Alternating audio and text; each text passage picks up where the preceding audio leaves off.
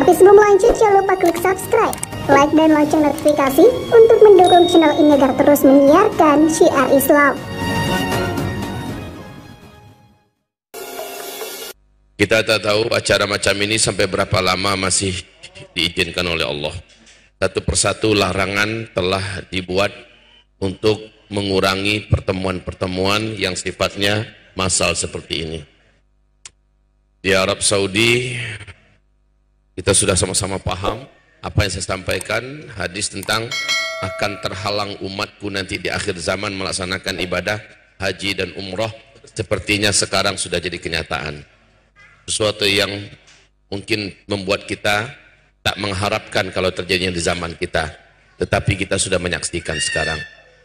Jumat kemarin, pemerintah kerajaan Arab Saudi melarang khutbah tak boleh lama. Jumat seluruhnya dari khutbah sampai selesai hanya 15 menit.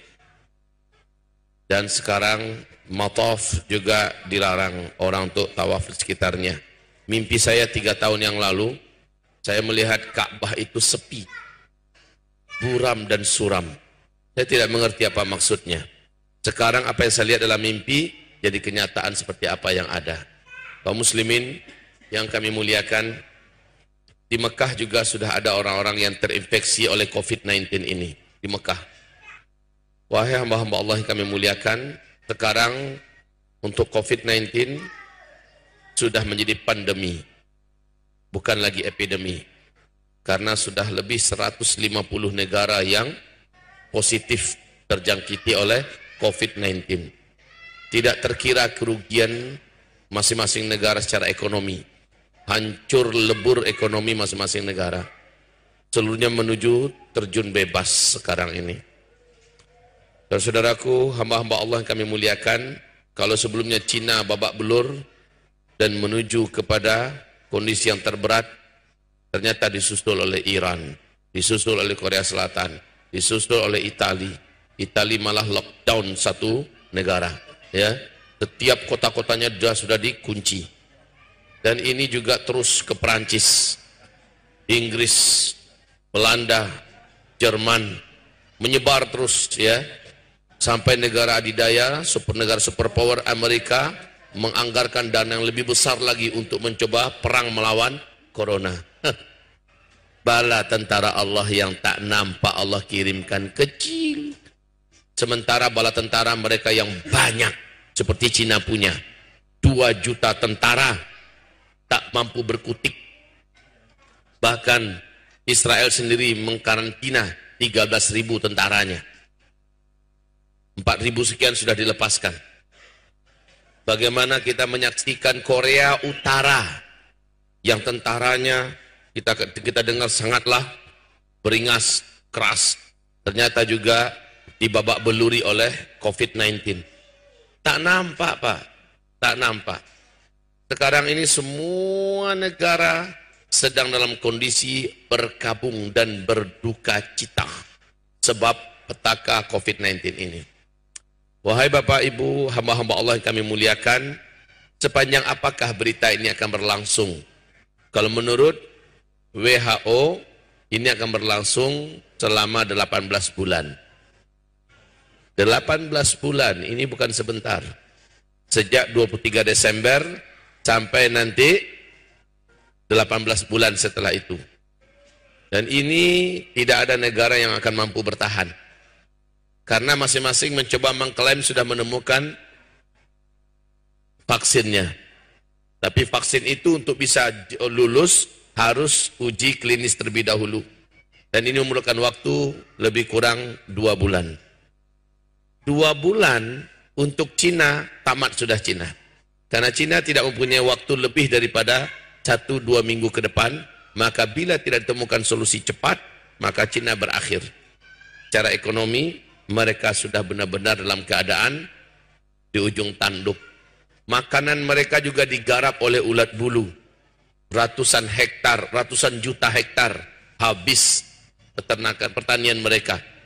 Ditambah lagi serangan belalang raksasa yang datang dari gurun, ya. Dan ini kemampuan memakan pertanian yang ada di Cina itu oleh belalang gurun ini, satu hari itu dapat memakan 35.000 stok makanan manusia. Dan menurut PBB, ini belalang gurun yang besar-besar dan menggigit manusia ini, di bulan April besok, ini jumlah mereka sudah 500 kali lipat dari yang ada sekarang. Tak tahu mana yang lebih ganas nanti, belalang ini atau corona.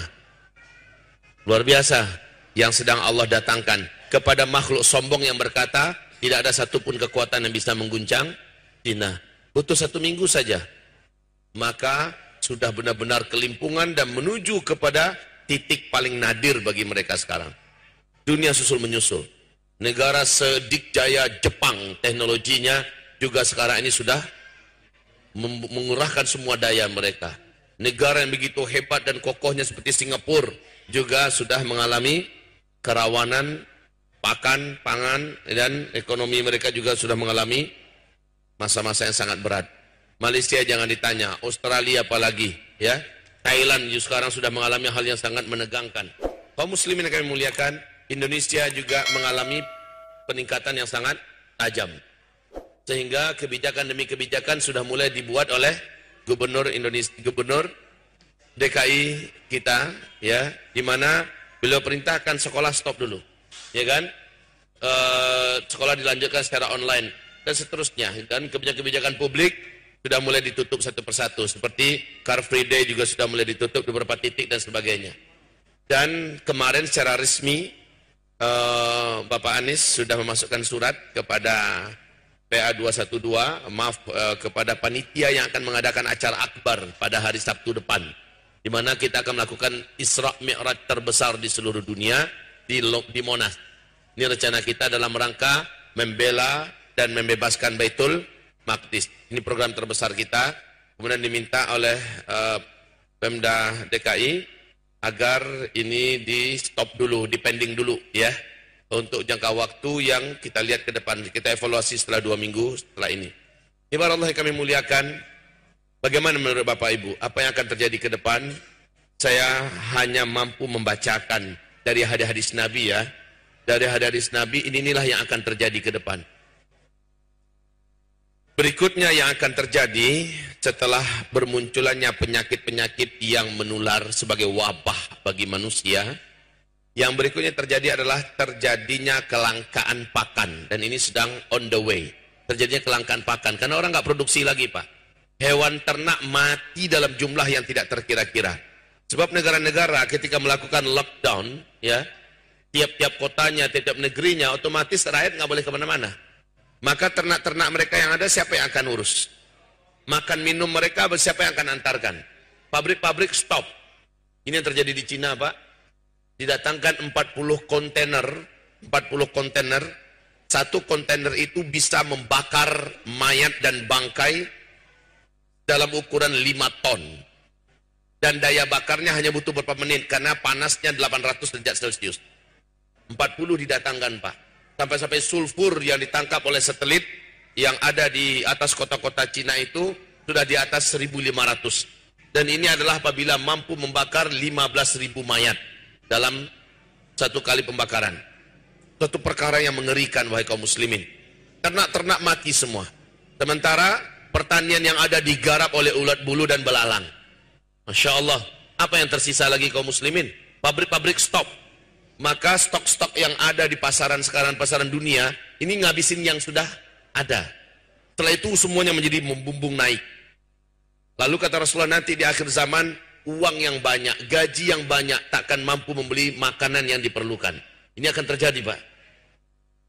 Saya tak tahulah bagaimana solusinya, demi Allah saya tak tahu.